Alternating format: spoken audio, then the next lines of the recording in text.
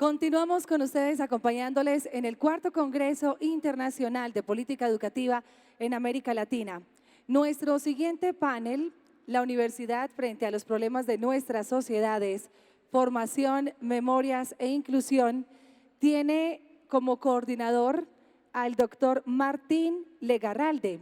Martín es el actual director del Departamento de Ciencias de la Educación en Facultad de Humanidades y Ciencias de la Educación y un gran historiador de la educación. Muchas gracias a Martín por estar acá con nosotros. Uno de los asuntos más importantes sobre los que CEDALC ha trabajado todos estos años junto y en articulación con diferentes instituciones preocupadas por la formación de grado y posgrado es la universidad. En este proceso, el posgrado de la Facultad de Humanidades y Ciencias de la Educación de la Universidad Nacional de La Plata y CEDALC han desarrollado un dispositivo de formación por el cual han transitado ya más de 500 estudiantes y que ya ha dado sus primeros frutos con los primeros graduados. Este congreso quiere ahora presentar a los y las académicas que forman parte de este programa, destacados intelectuales que contribuyen no solo a la formación de cientos de personas en el marco de la universidad pública, sino que investigan abriendo líneas de trabajo, renovando conceptos y perspectivas sobre temas cruciales para la universidad. Dejemos entonces que sea el doctor Martín Legarralde quien presente a sus invitados al siguiente panel. Bienvenidos. Buenas tardes. Muchas gracias por la presentación. Vamos a dar comienzo entonces al panel La Universidad frente a los problemas de nuestras sociedades, formación, memorias e inclusión. A mí me toca como coordinador del panel hacer las presentaciones de las y los colegas que forman parte del panel, compañeras y compañeros de la Universidad de La Plata, de la Facultad de Humanidades y Ciencias de la Educación, grandes especialistas en las temáticas que va a abordar el panel. Y en primer lugar entonces vamos a escuchar a Alejandro Basiliades. Él es doctor en Educación por la Universidad de Buenos Aires. Realizó estudios de postdoctorado en la Universidad del Estado de Río de Janeiro, en Brasil. Es investigador adjunto del CONICET en el Instituto de Investigaciones en Humanidades y Ciencias Sociales de la Universidad Nacional de La Plata. Es docente de la especialización en Nuevas Infancias y Juventudes. Es docente regular de la Cátedra de Historia de la Educación Argentina y Latinoamericana y de la Maestría en Escritura y Alfabetización, la Maestría en Educación y el Doctorado en Ciencias de la Educación de la Facultad de Humanidades y Ciencias de la Educación. Y sus temas de investigación giran en torno de la historia de las regulaciones del trabajo de enseñar, las políticas docentes y las posiciones que maestros y profesores construyen frente a las desigualdades sociales y educativas.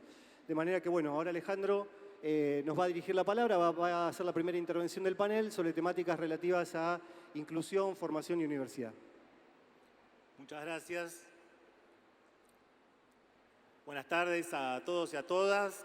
Quería, en primer lugar, decir que es un gusto compartir esta mesa con Ana, con Mauricio, con Martín, y agradecer también al CEDALC por la invitación, también al programa de doctorado en Ciencias de la Educación y a la Secretaría de Posgrado de la Facultad de Humanidades y Ciencias de la Educación de la Universidad Nacional de La Plata, también por la invitación.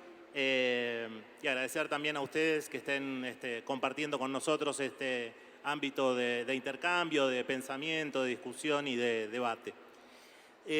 Quisiera compartir con ustedes en relación al título propuesto del panel algunos problemas en relación a la cuestión de la inclusión en nuestras universidades, pensada desde la formación docente en nuestras universidades. Y en ese sentido quisiera proponerles 3 ejes de debate, 3 problemas contemporáneos para poder pensar la formación docente desde nuestras universidades en América Latina.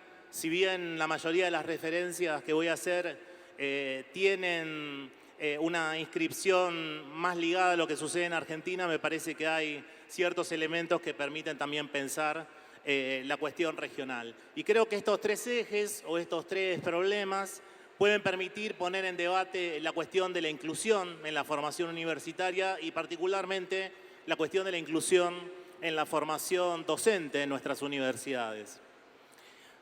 Un primer problema que quisiera mencionar y que es parte de la coyuntura contemporánea es el modo en que en nuestras sociedades viene dibujándose una oposición cada vez más fuerte en el campo educativo entre las posturas estandarizadoras y la pedagogía del reconocimiento, entre perspectivas que tienden a estandarizar las miradas sobre la docencia y aquellas perspectivas que intentan reconocer aquellos sujetos, experiencias, saberes e instituciones y sus aportes y potencialidades para la construcción pública y democrática de la educación.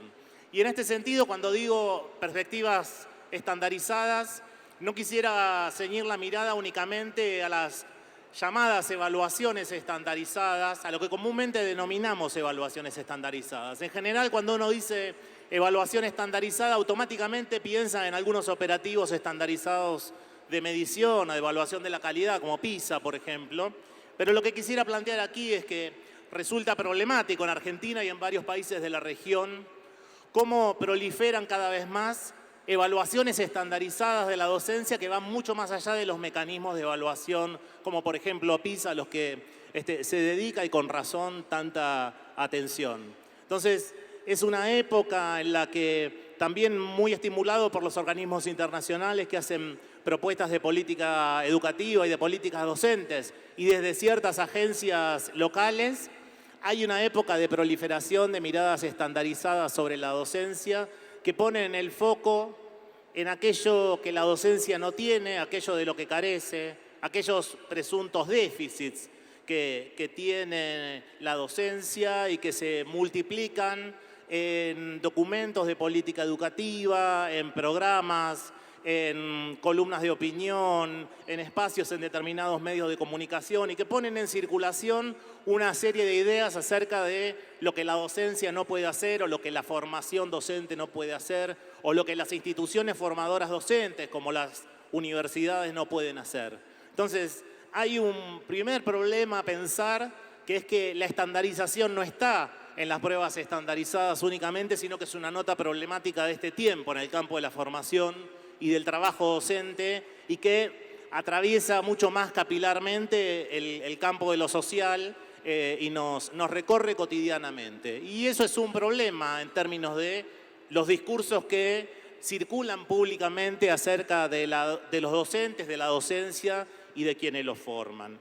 Entonces, hay un desafío para las instituciones formadoras de docentes, como las universidades, que es poner en discusión cómo se nombra y cómo se habla a los docentes, cómo se los nombra, con qué nombres se los denomina, de qué manera se habla de ellos y de ellas, de qué manera se pone en la agenda pública sus potencialidades, sus experiencias, sus aportes, sus construcciones de conocimiento, porque es muy problemático poder observar cómo muchas veces de esa agenda pública están excluidas muchas universidades, mientras que otros actores, sectores empresariales, sectores eclesiásticos y algunos otros actores de la sociedad civil terminan teniendo un papel mucho más importante para hablar, interpretar y valorar la docencia. Entonces, hay un punto ahí a considerar que es ¿qué sucede con las universidades como instituciones formadoras frente a este problema de la estandarización?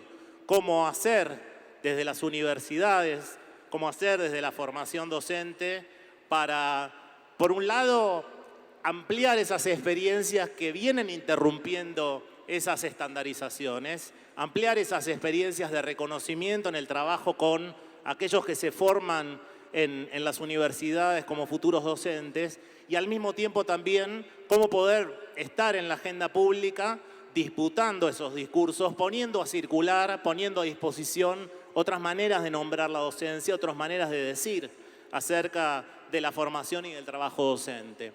Y este problema se extiende en Argentina y en otros países de la región, en muchos de nuestros países, a un problema que está articulado con lo que estaba señalando y que es el de los nuevos públicos de la formación docente. Las instituciones formadoras y las universidades como parte de las instituciones formadoras recibieron en países como la Argentina nuevas camadas, nuevas generaciones que accedían por primera vez a los estudios de nivel superior, que accedían por primera vez en sus familias, al acceso a una carrera universitaria, que accedían por primera vez a formarse como docente en sus comunidades de pertenencia, sus sectores de pertenencia.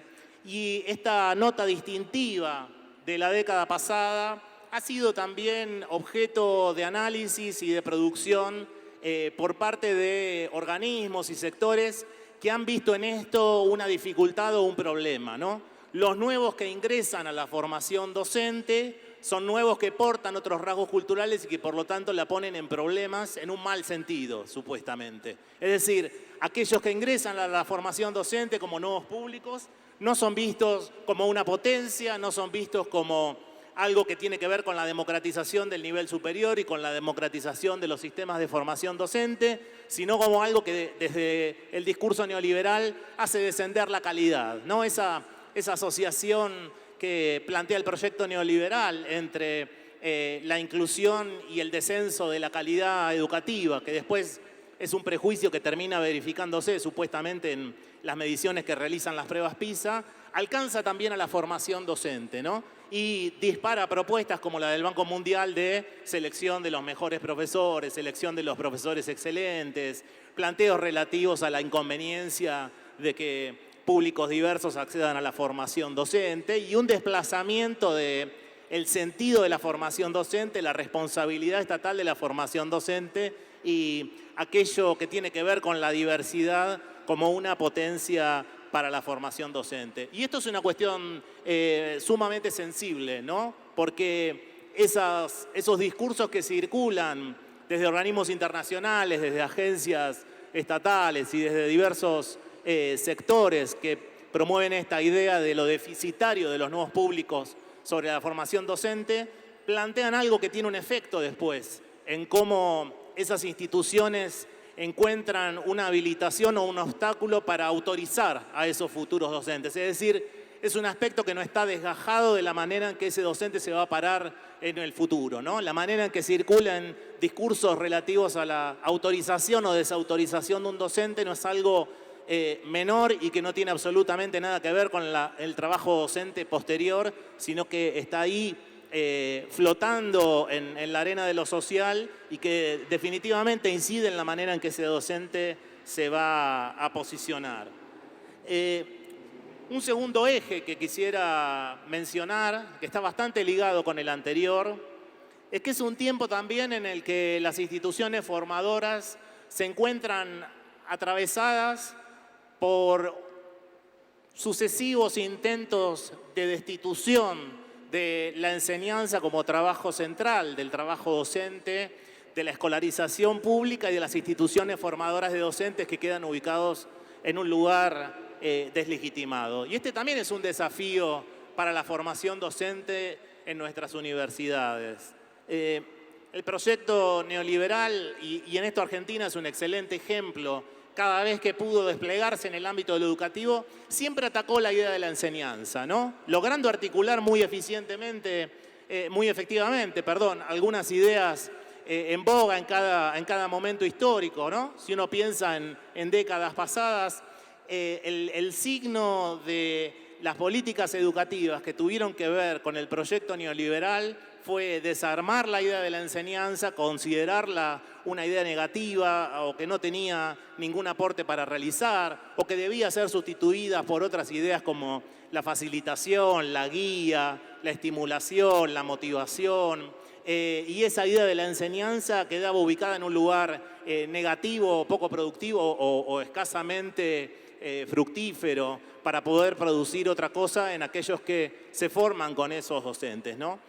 Y esto forma parte también de esos discursos del desprestigio que atacan las universidades, las instituciones formadoras, las escuelas, el trabajo docente y la posibilidad de la formación docente de hacer algo desde la perspectiva de la enseñanza, ¿no? Y uno observa en la región también un signo de estos tiempos, y esto se ve sobre todo en países como la Argentina, de un discurso retecnificador, ¿no? Que vuelve a retomar esa ambición de poder pensar a la docencia únicamente como un abanico de técnicas que uno emplea de manera presuntamente objetiva, aséptica, neutral, y que si uno dispone de ellas y además, en el caso actual, se motiva y tiene la intención de desarrollar ciertas habilidades intrapersonales y aprende a ser un líder pedagógico y se estimula en pensar que eso que tiene que lograr únicamente sale de la motivación y de su capacidad de liderazgo, eso se puede lograr en términos individuales, ¿no? Y ese proceso de destitución de la enseñanza es un proceso que va muy de la mano de todo proceso ligado a poder pensar a la formación docente como algo del ámbito de lo colectivo, como algo del ámbito de lo estatal, como algo del ámbito de la arena pública que queda desplazado en el proyecto neoliberal hacia una cuestión del orden de lo individual y también mercantilizada, también atravesada por el razonamiento mercantil que marca esta idea de que únicamente las cuestiones de la docencia se las gestiona uno mismo y uno participa ahí intentando ver cómo satisface ciertos parámetros o ciertas demandas como si se tratara de un producto que uno tiene que vender, ¿no? Entonces, frente a esa razón neoliberal, las universidades y lo que producen en términos de la formación de los docentes también han venido siendo muy atacadas, en especial también porque la docencia también tiene que ver con algo que es inasible desde estos discursos. Es decir, el neoliberalismo intenta siempre, y así fue siempre con todo proyecto neoliberal, estampar la docencia en un único sentido, ¿no? Encasillarla, congelarla, inmovilizarla, aplastarla de esa manera y dejarla ahí quieta y sin movimiento, ¿no? Y la docencia tiene algo de esa errancia de la que hablaba ayer Walter Cohen, ¿no? De ese dinamismo, de ese carácter inasible y de ese carácter de siempre estar siendo, que con sus matices y con las complejidades de cada caso resulta inaceptable para el proyecto neoliberal, ¿no? Entonces hay un punto donde uno también puede comprender por qué el ataque a la formación docente en muchos de nuestros países, por qué el ataque a las instituciones formadoras, por qué el ataque a las universidades, que en países como la Argentina no solo se expresa en mecanismos de represión explícita de las movilizaciones docentes, sino también de la puesta de un discurso que insiste en la idea de que la escuela y la formación docente no sirven para nada, que la enseñanza es una cosa del pasado y que lo que uno ahora tiene que hacer es ser alguien únicamente emprendedor, automotivado y con capacidad de liderazgo, como si eso alcanzara únicamente para resolver los problemas del trabajo docente, ¿no? Entonces, hay también un punto a fortalecer, a visibilizar desde lo que vienen haciendo las universidades y también posiblemente a revisar, que es cómo se fortalece la formación pedagógica y la formación en investigación pedagógica en las instituciones formadoras, ¿no? Porque hay algo de todo este movimiento neoliberal que en países como Argentina, además, tiene el propósito de desplazar una serie de problemas y de temas que había puesto el discurso de la pedagogía, que había puesto sobre la mesa el lenguaje de la pedagogía en la década anterior, ligadas a poder pensar temas como los de este panel, la cuestión de la memoria, la cuestión de la inclusión, la cuestión de la formación, la cuestión de la autoridad, la transmisión, los vínculos intergeneracionales, el aporte específico de la pedagogía a la formación docente, son temas que también quedan desplazados y sustituidos por otros que forman parte de la agenda neoliberal, ¿no? Entonces, hay un desafío acá también para las universidades como instituciones formadoras de poder pensar también la inclusión como la posibilidad de interrumpir esos discursos y de poder poner también en la arena pública a disposición y visibilizar lo que vienen haciendo en un sentido distinto al de estos discursos que están inscritos en el proyecto neoliberal.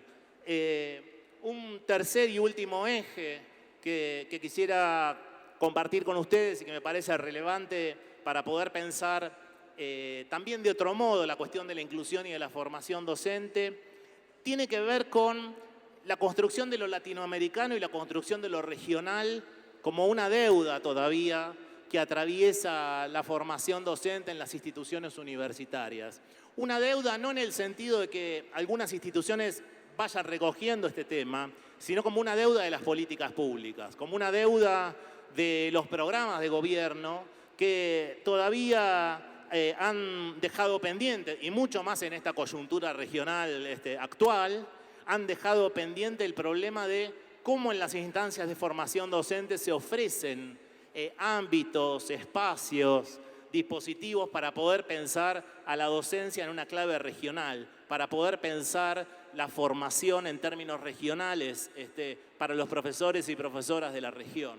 Y eso no es algo que se consigue únicamente con algún programa del que ciertos docentes puedan participar y que puedan hacer instancias de intercambio, recorrer diferentes países y experiencias, aunque eso, por supuesto, aporta, sino que hay también algo en relación a la construcción de lo regional que tiene que ver con una construcción cultural, ¿no? Es decir, poder pensar que en la docencia y en la formación docente también se construye América Latina en el sentido de que ahí se ponen en juego sentidos acerca de qué es ser docente en América Latina, qué significa ser docente en América Latina. Y hay que tener presente que este gesto o esta pregunta no implica de ninguna manera un acto fundacional. El proyecto neoliberal tiene una respuesta a esa pregunta. Tiene una respuesta a qué significa América Latina, qué quiere decir, cómo deben implementarse ciertas políticas educativas, cómo deben formarse los docentes, qué hay que hacer con las universidades. Hay una idea de lo latinoamericano ahí, tremenda por cierto, pero está ahí de manera relativamente explícita. El punto es poder pensar de una manera más amplia, en todo caso, cómo podemos fortalecer aún más la inclusión de contenidos relativos a lo latinoamericano como problemas de la formación docente, como para poder posicionar a la docencia en un lugar latinoamericano en términos epistemológicos, no geográficos, ¿no? De alguna manera hay algo que marca muchas veces Boaventura de Sousa Santos, que va a estar mañana, que es esta idea del sur como posición epistemológica, ¿no? No como un lugar geográfico, sino como un lugar para conocer e interpretar y disputar las interpretaciones del mundo, ¿no?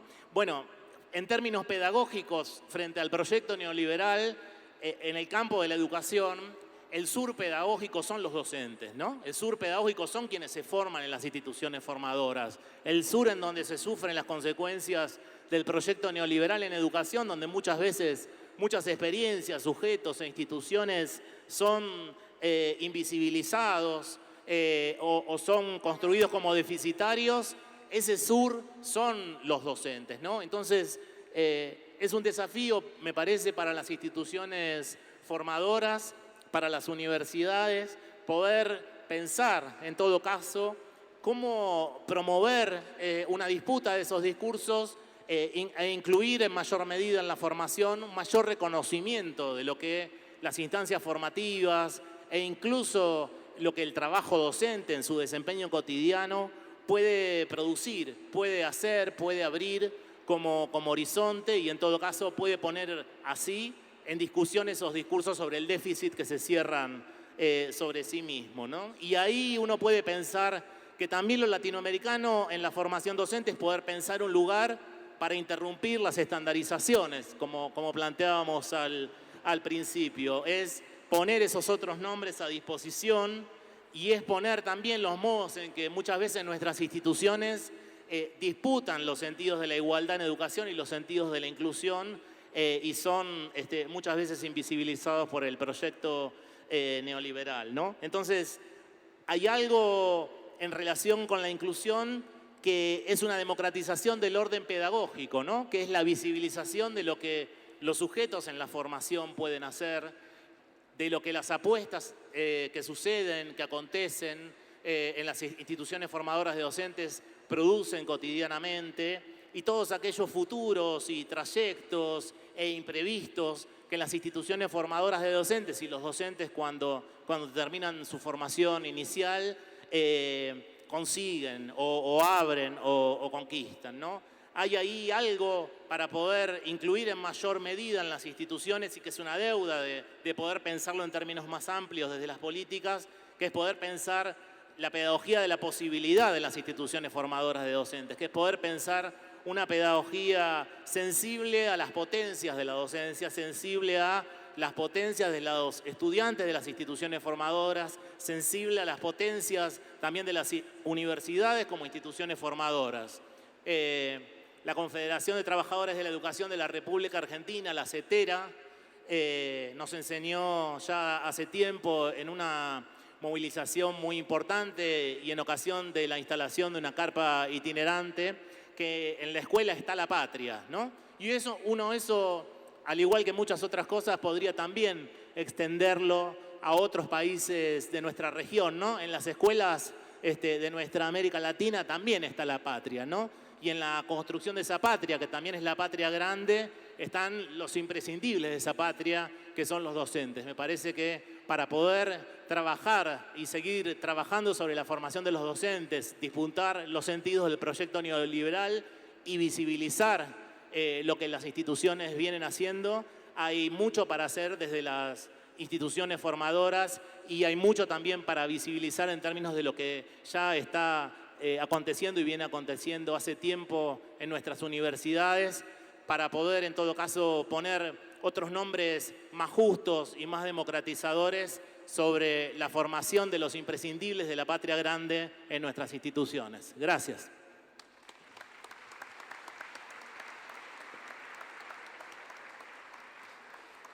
Bueno, muy bien. Muchas gracias, Alejandro, por tu presentación. Y ahora, como parte de la continuidad del panel, vamos a escuchar a Ana Barleta. Ella es profesora titular de la carrera de Historia en la Facultad de Humanidades y Ciencias de la Educación de la Universidad Nacional de La Plata. Es investigadora del Instituto de Investigaciones en Humanidades y Ciencias Sociales, del CONICET, de la Facultad de Humanidades y también de la Universidad de La Plata, y ha dictado cursos sobre temas de violencia y política en la historia argentina reciente. Ha sido decana de la Facultad de Humanidades y Ciencias de la Educación en 2 periodos. Ha sido vicepresidenta académica también de la Universidad de La Plata. Ha sido presidenta del Consejo de Decanos de las Facultades de Ciencias Sociales y Humanas de la República Argentina, coordinadora académica del Comité Ejecutivo de dicho Consejo y representante de los centros argentinos en el Comité Directivo del Consejo Latinoamericano de Ciencias Sociales, CLACSO. Su presentación la va a centrar en las universidades ante el desafío de la construcción de una democracia sustantiva. Gracias, te escuchamos, Ana. Bueno, buenas tardes a todas, a todos, a todes. También como estamos incorporando ahora en nuestros saludos para incorporar la diversidad sexual y de género y todas las diversidades en nuestro público. Gracias, Martín, por tu presentación. También quiero empezar agradeciendo a Rodrigo López, por supuesto, que ha hecho que participe yo por tercera vez en estas jornadas, en este congreso, que me complace muchísimo. Y por supuesto también a Fabio Espósito, a la Secretaría de Posgrado de la Facultad de Humanidades, que me han entusiasmado mucho para volver a Medellín a estar con todos ustedes y fortalecer los vínculos que nos unen de la Facultad de Humanidades y el CEDALC y los profesores y los docentes, los maestros colombianos en esta oportunidad. Bueno, me sumo a varias de las sugestivas propuestas que nos hizo Alejandro y sobre todo esta última parte yo pensaba arrancar con un poquito con los desafíos de América Latina, que es un poco la convocatoria, ¿no es cierto?, del panel. Y pensaba que un desafío fundamental para las instituciones universitarias y para las instituciones educativas es aportar a convertir a nuestras democracias latinoamericanas en democracias sustantivas, es decir, en democracias que no se preocupen solo por las reglas de la sucesión electoral y los procedimientos electorales, que obviamente son muy importantes y los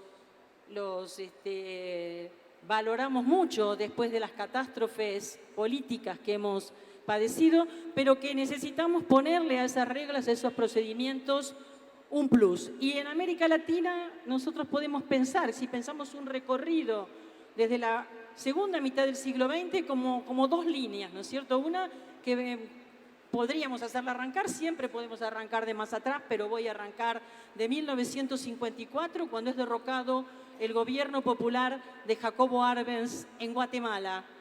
Esa línea, que es la línea de la denegación de legitimidad a las democracias populares y a los gobiernos de transformación social y radical, también tenemos, tal vez en paralelo, en confrontación, otra línea que la podemos arrancar en la Revolución Cubana en 1959, pensando en esas apuestas fuertes de transformación radical de la sociedad, de la revolución, podemos decir, y que también podríamos ver otra línea ahí, o una tendencia de transformación radical en la reforma, como fue el gobierno reformador de Salvador Allende en Chile en 1970, brutalmente derrocado. O sea, en esta línea tal vez la que más resiste es Cuba o Bolivia, Uruguay, algunos países que no conservan esa idea de transformación radical de la sociedad.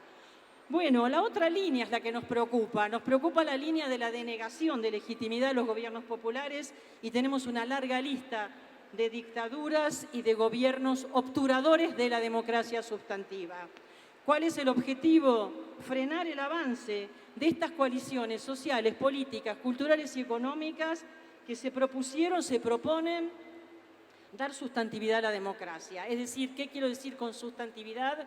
Una preocupación fundamental por los derechos humanos, que cuáles son los derechos más abstractos, podemos decir, los que están reconocidos por el derecho internacional desde hace ya muchos años, ¿no? El derecho a la libertad, a la dignidad, a la autonomía, a la igualdad, a la vida, y los derechos económicos sociales, aquellos que tienen que ver con las demandas de nuestras sociedades, demandas que ustedes conocen, por ejemplo, una muy importante en Colombia, la demanda por la tierra, la demanda por la educación, por el trabajo, por la participación política, que no es solo votar, por la salud, por las mujeres, ¿no es cierto?, que estamos visibilizando la terrible, ¿no es cierto?, lista de femicidios en Argentina y creo que en toda América Latina. Las diversidades, la preocupación por las diversidades, por la niñez, como decía ayer Walter, por las jubilaciones, bueno, todos esos que podemos englobar como derechos económicos, sociales y culturales, esos son otorgados por leyes. Y esos derechos otorgados por leyes tienen en América Latina avances y retrocesos, marchas y contramarchas, bloqueos a las democracias. Hoy hay una ofensiva muy fuerte contra los derechos y una regresión de los paradigmas de derechos en muchos países de nuestra región. Ayer, por ejemplo, Dilma hablaba de Brasil, ¿no es cierto? Es como el lugar paradigmático de esta regresión brutal de derechos. Entonces, para nosotros, ¿el problema cuál es? ¿Cómo es posible que esto ocurra ante nuestros ojos? ¿Cómo fue posible que ocurrieran estas destituciones de gobiernos populares con consecuencias devastadoras para nuestras sociedades? En Argentina, por ejemplo, ¿qué democracias tenemos después de la última catástrofe? Esta expresión, última catástrofe, es de Henri Rousseau, un historiador de historia del tiempo presente francés, que dice, bueno, la última catástrofe es aquella que todavía nos hace padecer, que todavía no solo está presente, sino que tiñe, perturba todas nuestras visiones y nuestra vida cotidiana en la sociedad. Entonces, ¿cómo fue posible o qué democracia tenemos después de la última catástrofe? ¿Cómo fue posible que el Estado se convirtiera en un Estado denegador de derechos y hasta, bueno, en Argentina, un Estado terrorista? ¿Cómo fue posible que el futuro, ¿no?, dejara de ser un lugar de promesas emancipatorias y se convirtiera en una amenaza climática, una amenaza de fin de las jubilaciones, fin de los derechos, fin del salario, o sea, el futuro como algo que tememos, ¿no?, que esperamos con como esperábamos, ¿no es cierto?, en el siglo XX y sobre todo en el siglo XIX, con esa idea de progreso en progreso. Entonces, las universidades están al tanto de estos desafíos. Si miramos, por ejemplo, la Conferencia Regional de Educación Superior en América Latina y el Caribe en 2008 en Cartagena, no, aquí en Colombia.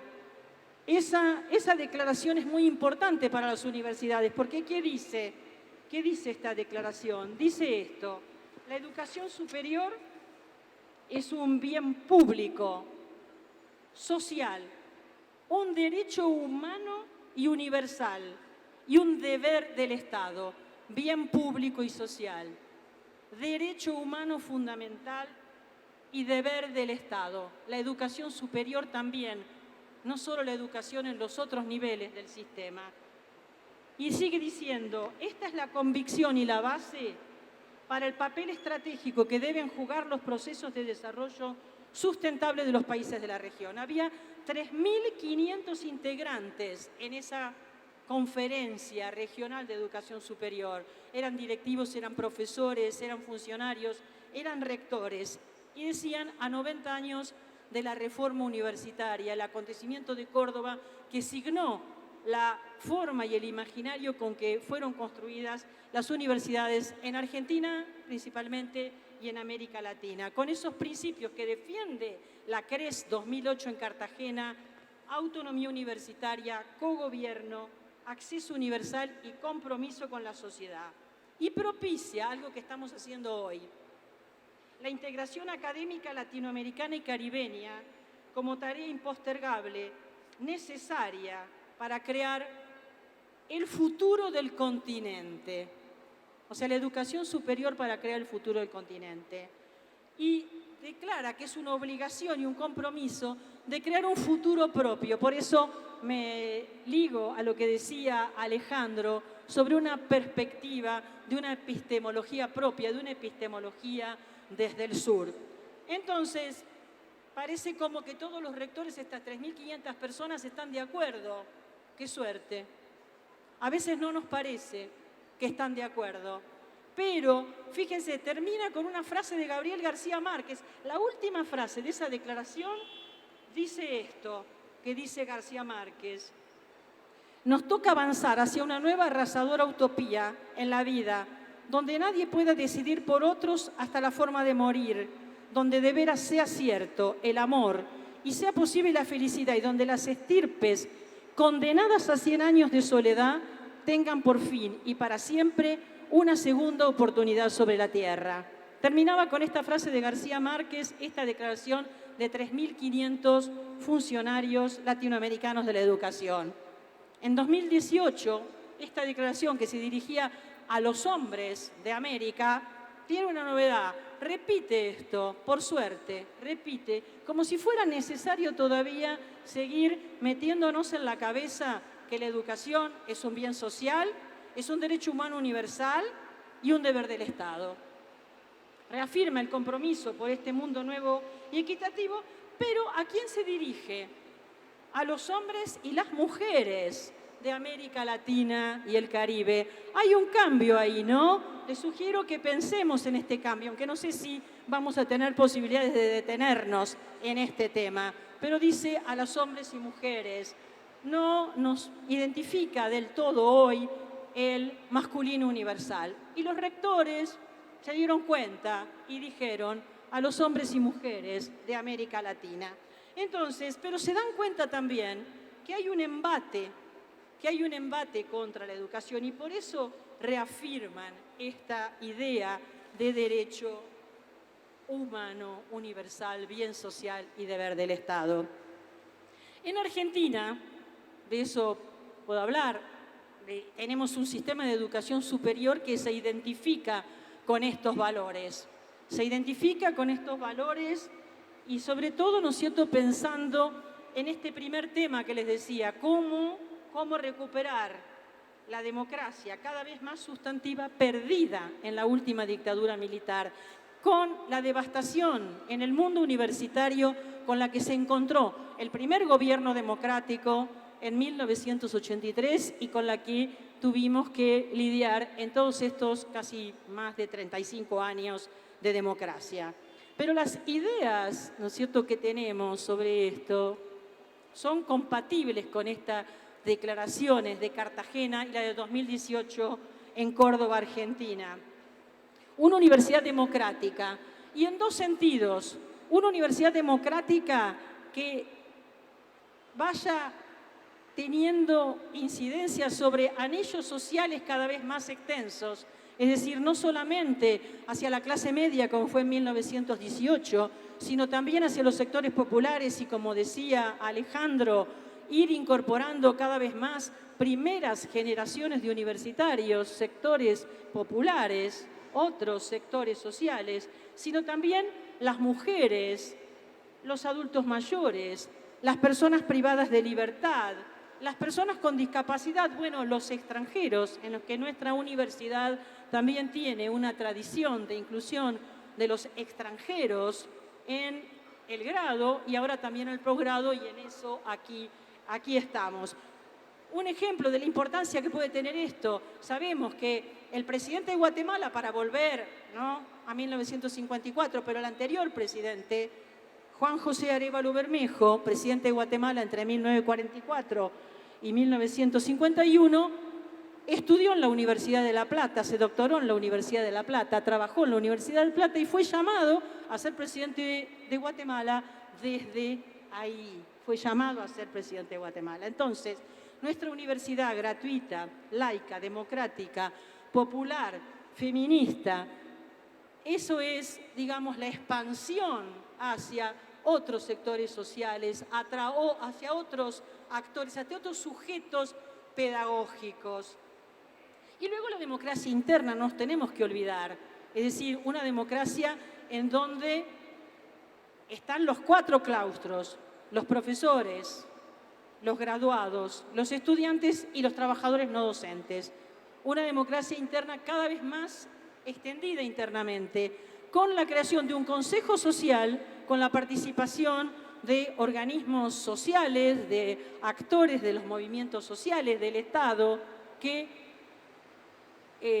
vinculan a la universidad con la sociedad, y también tenemos ahí un actor nuevo y un sujeto pedagógico, podemos decir, de una educación no formal, cada vez más formal en la educación formal alternativa, pero que no son los sujetos tradicionalmente incluidos en la universidad o que vienen naturalmente hacia la universidad, y por eso también lo que decía Alejandro es importante. ¿Qué docentes tenemos para sostener esta inclusión y con qué herramientas los vamos a sostener?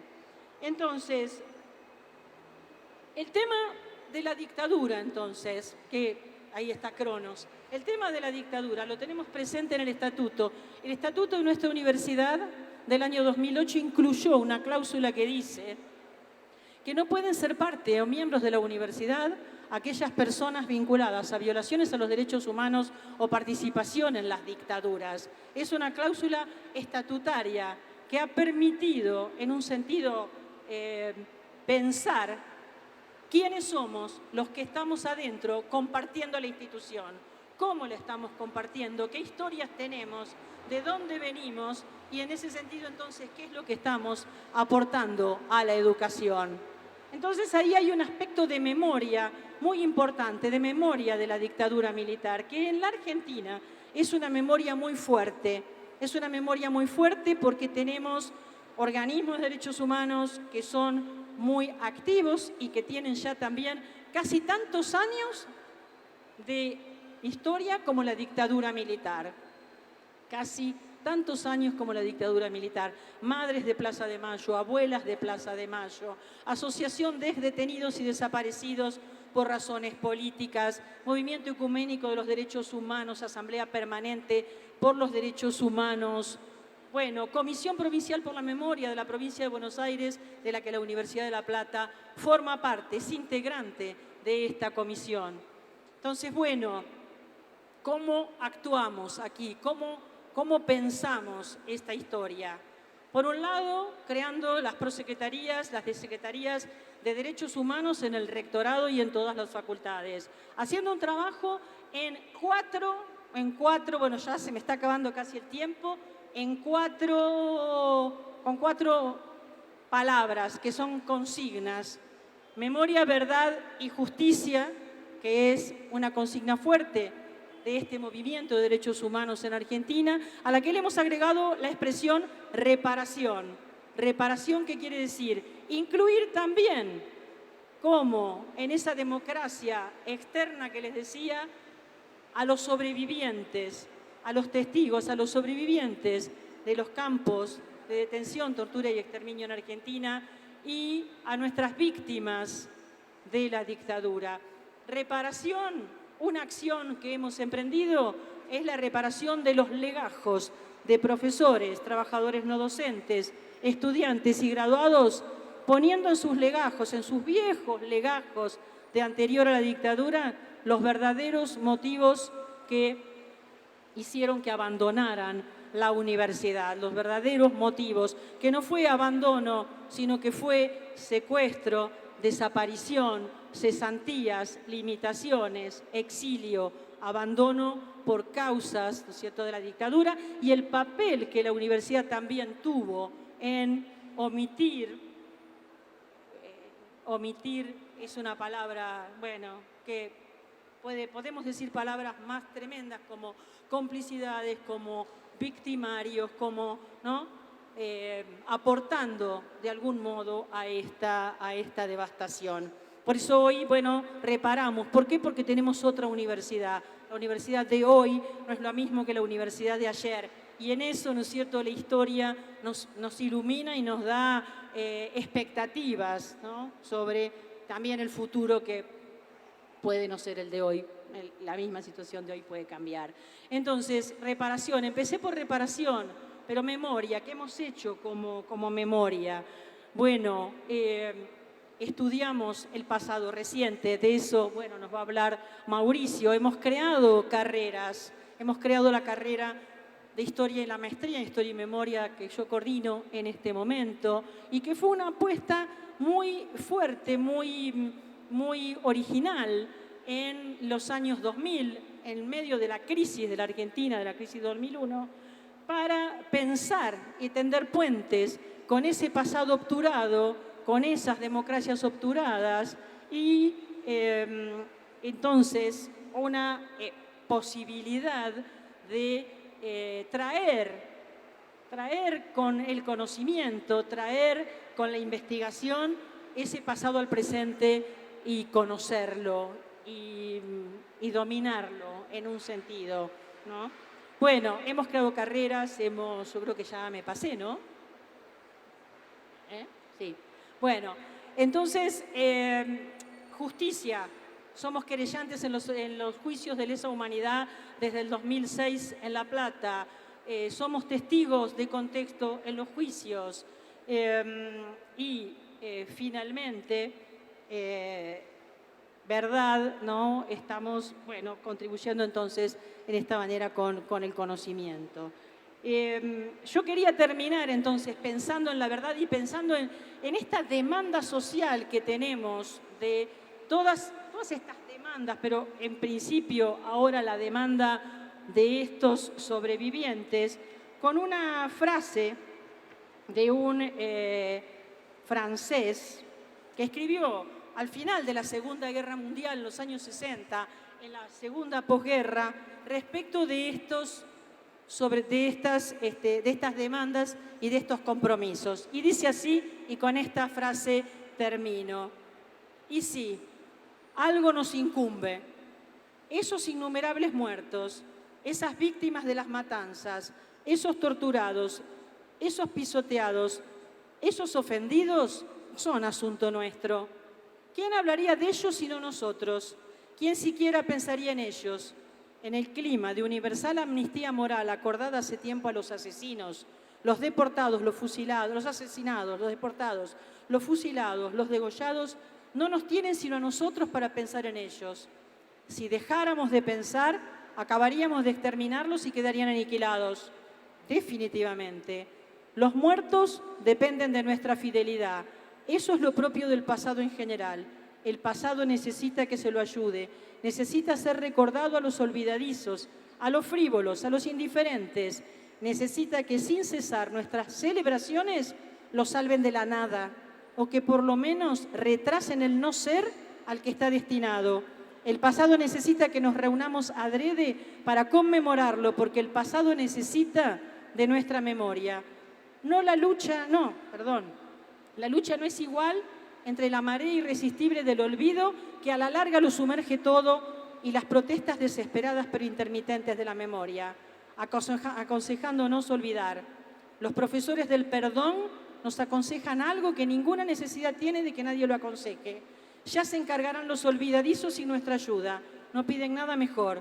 Es el pasado el que reclama nuestra piedad y nuestra gratitud, porque el pasado, él, no sabe defenderse solo como se defiende en el presente y el porvenir. Y la juventud pide conocerlo y sospecha que le estamos escondiendo algo. Y en efecto, seguimos sin saber cómo revelarles esos secretos terribles que llevamos con nosotros, los campos de exterminio, las matanzas tremendas del siglo XX. Nada más.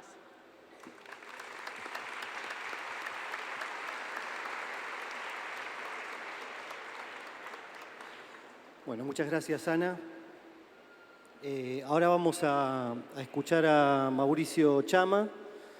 Él es doctor en Ciencias Sociales, magíster en Ciencias Sociales y licenciado en Sociología, profesor adjunto ordinario de Sociología General y de Teoría Social Clásica de la carrera de Sociología de la Facultad de Humanidades y Ciencias de la Educación de la Universidad Nacional de La Plata, docente de posgrado en el área de Teoría Social.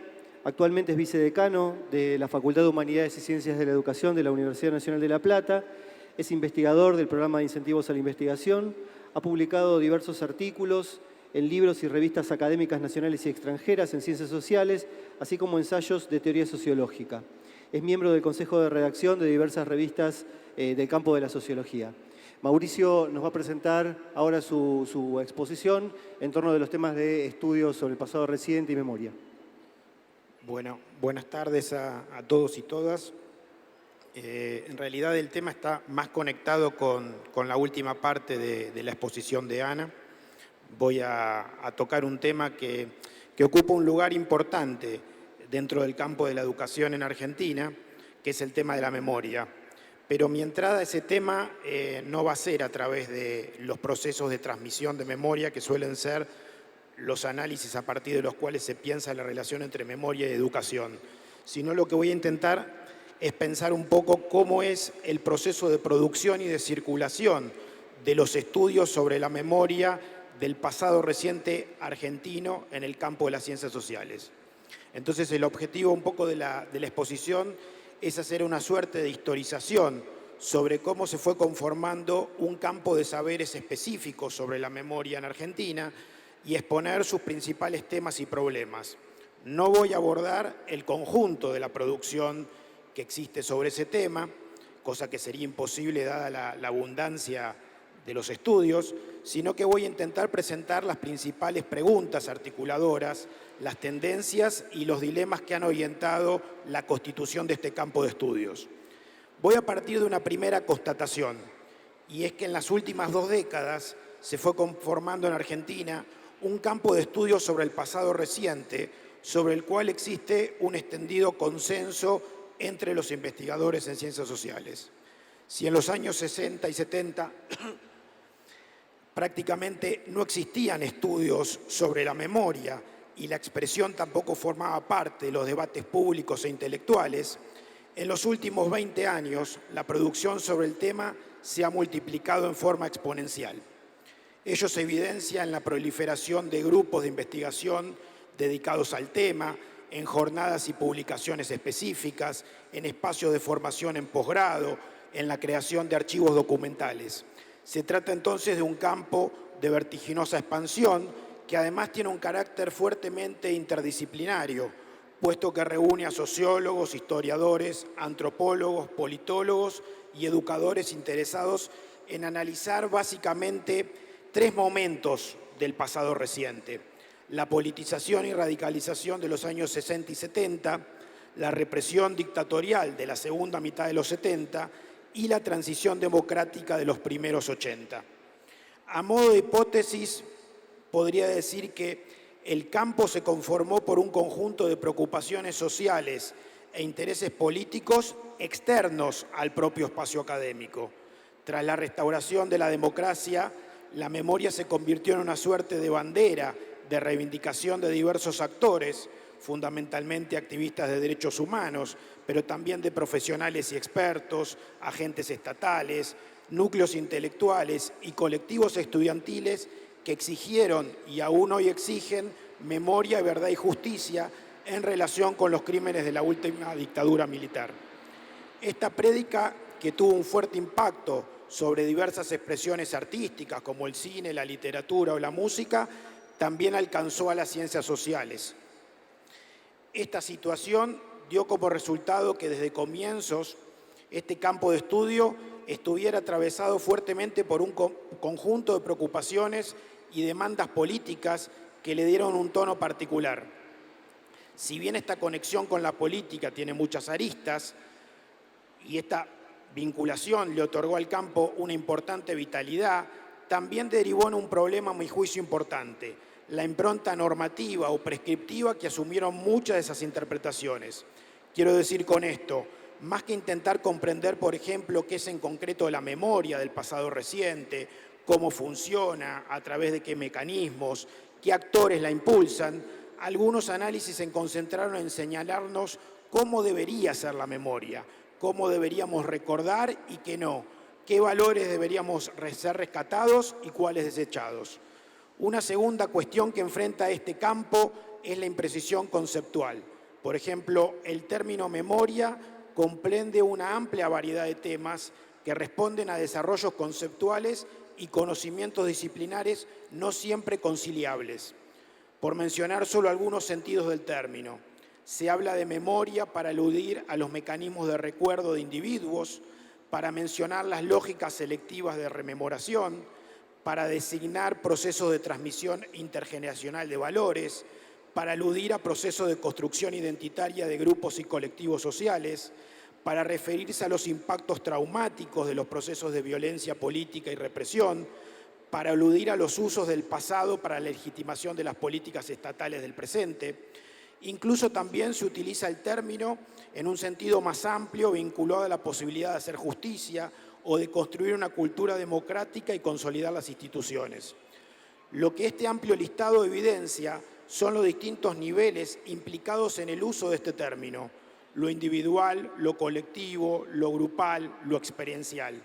Un problema adicional es que estas cuestiones suelen muchas veces aparecer yuxtapuestas, y esta yuxtaposición, más que ayudar, conspira contra el intento de pensar las potencialidades que tiene este concepto de memoria.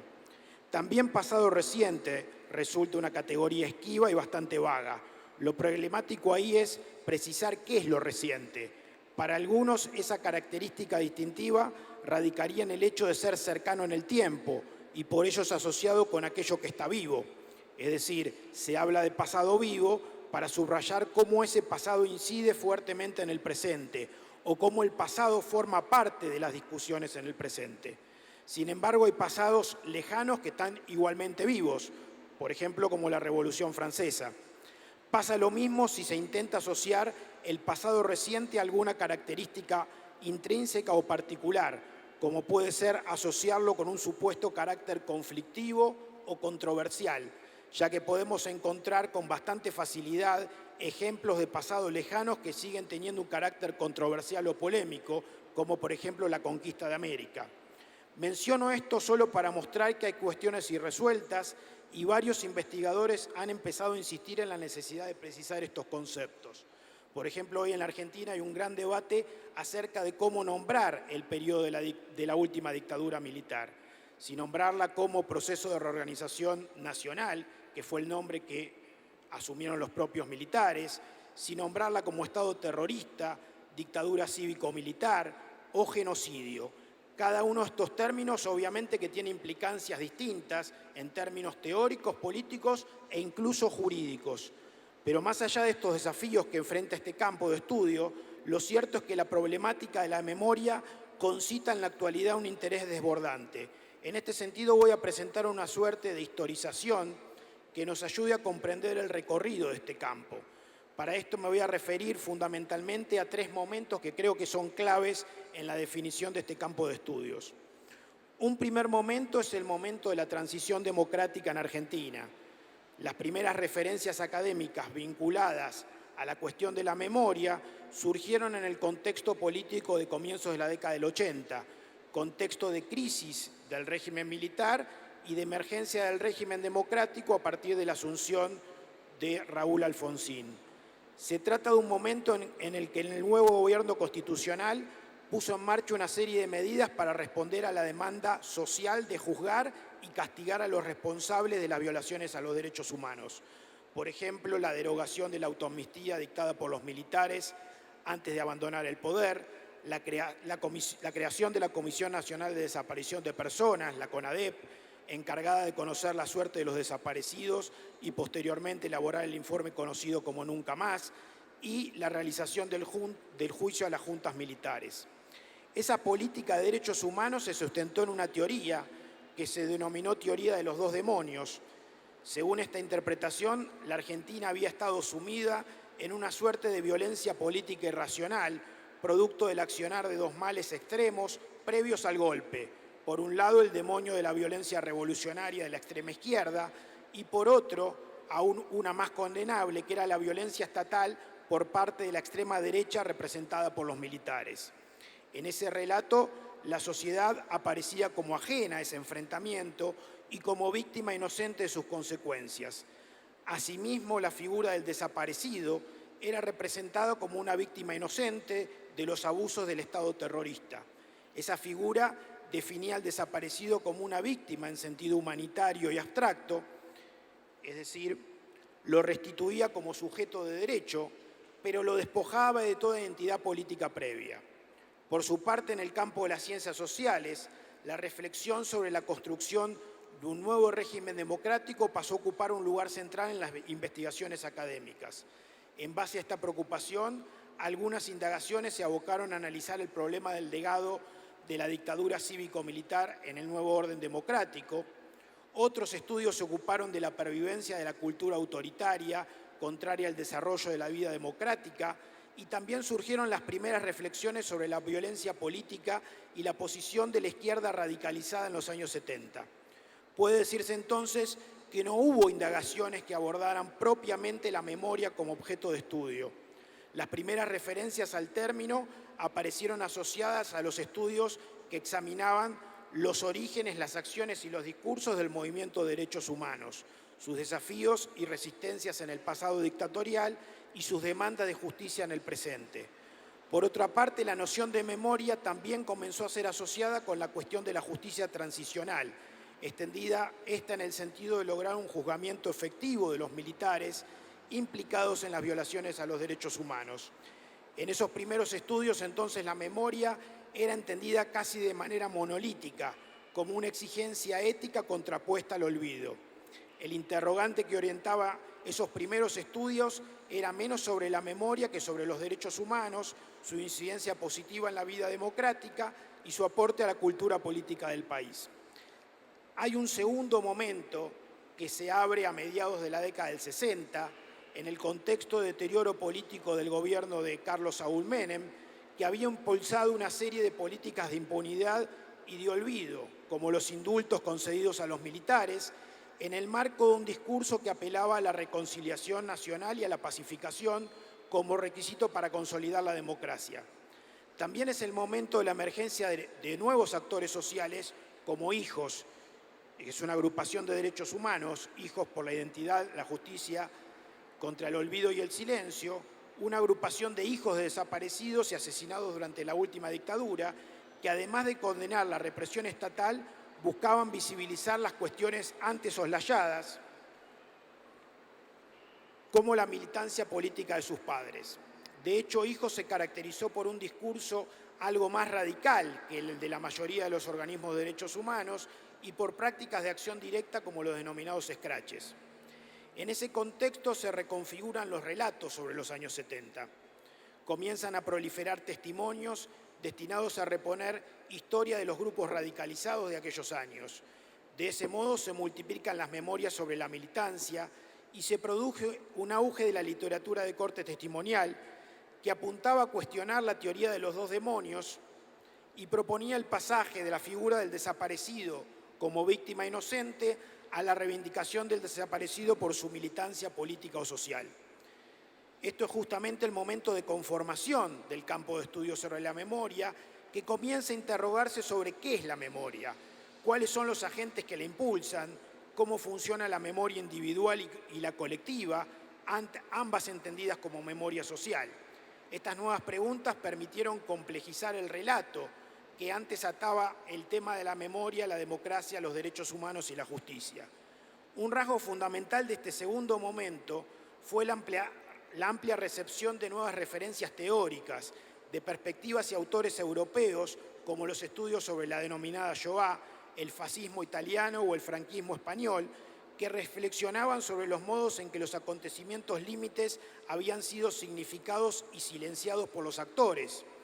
Y también fueron importantes los estudios sobre la selectividad social de la memoria, así como también las consideraciones sobre cómo entender los conflictos entre diferentes memorias en pugna.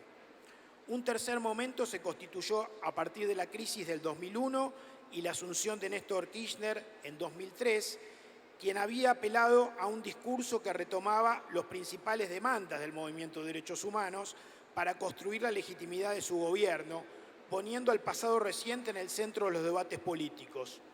Entre otras acciones, el gobierno kirchnerista promovió la nulidad de las leyes de impunidad que habían sancionadas bajo el menemismo, promovió la constitución de sitios de memoria donde antes habían funcionado centros clandestinos de detención y tortura, creó el Archivo Nacional de la Memoria, instituyó el 24 de marzo, aniversario del golpe, como Día Nacional de la Memoria, la Verdad y la Justicia, e incorporó en las escuelas contenidos curriculares sobre la memoria del pasado reciente, entre otras iniciativas. En ese contexto se produjo una verdadera explosión de trabajo sobre la memoria que incorporaron al análisis problemáticas poco transitadas hasta ese momento a partir de recortes cada vez más focalizados. Esto dio lugar a la emergencia de nuevas temáticas, muchas de las cuales retomaban interrogantes, conceptos y criterios metodológicos esbozados previamente. Una de las cuestiones fundamentales fue el nuevo tratamiento que algunas investigaciones académicas dieron a las experiencias militantes de los 70, que se focalizaron en los sentidos que los actores le asignaban a sus prácticas y discursos y trataban de cuestionar ciertas idealizaciones o mitificaciones presentes en la literatura testimonial. En relación con esto, también se registraron nuevos debates en torno al sentido de la acción política revolucionaria ligados a los temas de la responsabilidad individual, la culpa y el arrepentimiento.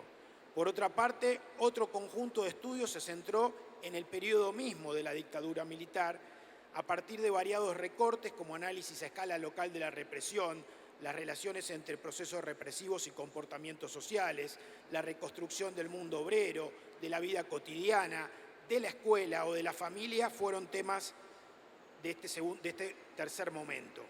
Por otra parte, se amplió la consideración de las víctimas de la represión, antes exclusivamente centradas en la figura del detenido desaparecido, con nuevas indagaciones sobre los presos políticos, los exiliados, los soldados combatientes en Malvinas y los sobrevivientes. En síntesis, la historización de la memoria ha sido encarnada de múltiples formas y parece llevarse a cabo más que por una renovación de los enfoques teóricos y metodológicos, por una acumulación de estudios de caso. El desafío entonces que queda planteado es cómo evitar la fragmentación de ese campo, es decir, cómo articular un relato más amplio que ponga en juego los tres ciclos de la radicalización política, la represión y la democratización que decíamos al comienzo, y cuál es la relación de este proceso con el presente. Bueno, nada más.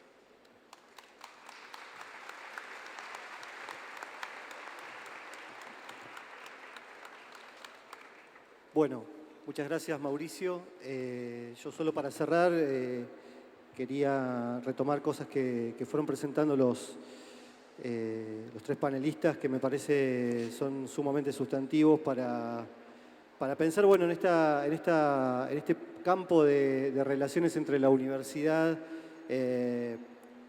bueno, y los desafíos del contexto contemporáneo, pensando por ahí, como Alejandro presentaba al comienzo, este campo de la formación docente y la formación docente en la universidad como en una encrucijada del presente que atraviesa una serie de antagonismos, ¿no? Estas lógicas del déficit y la estandarización versus la valoración de la experiencia docente, o las concepciones estáticas del docente versus concepciones que ponen el acento en el docente como de esta figura de la errancia, ¿no? O incluso esta idea final que después Ana retomó respecto de la docencia como construcción cultural versus una concepción que el neoliberalismo, digamos, reactualiza, pero que tiene una larga tradición, que es esta especie de colonialidad también con la que la formación docente se ha concebido en la tradición de nuestros sistemas educativos.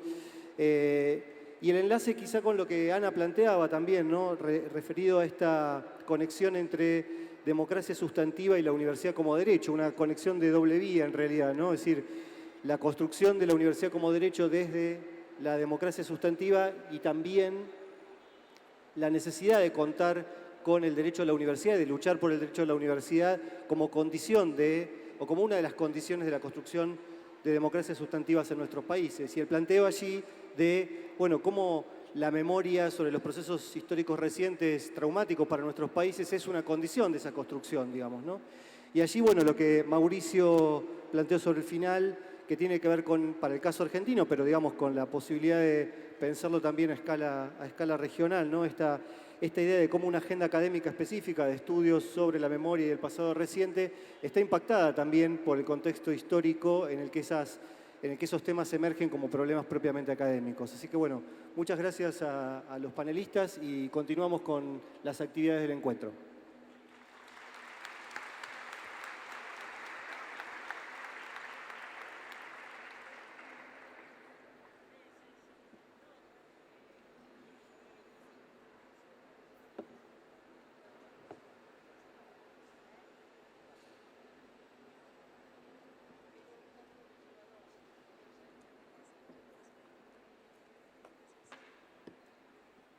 Muchísimas gracias nuevamente a nuestros participantes en el anterior panel, al doctor Martín Legaralde, que nos ayuda a coordinarlo, y obviamente a nuestros invitados, la doctora Ana Barleta, al doctor Mauricio Chama y adicionalmente a nuestro invitado Alejandro Basiliades. Esta es la oportunidad para contarles que vamos a continuar con nuestro evento. En un momento tenemos un pequeño receso porque tenemos una ponencia antes de ella, recordándoles igual que ustedes pueden utilizar durante este espacio el momento para disfrutar de una exposición que tenemos allí a través de la Secretaría de la Juventud del municipio de Sabaneta. Igualmente, quienes no hayan hecho su registro, también la invitación para que se acerquen y lo hagan. Y en un momento después de la siguiente ponencia tendremos un receso. Estamos en el 4º Congreso Internacional de Política Educativa en América Latina. Ya en un momento daremos paso a nuestro siguiente invitado.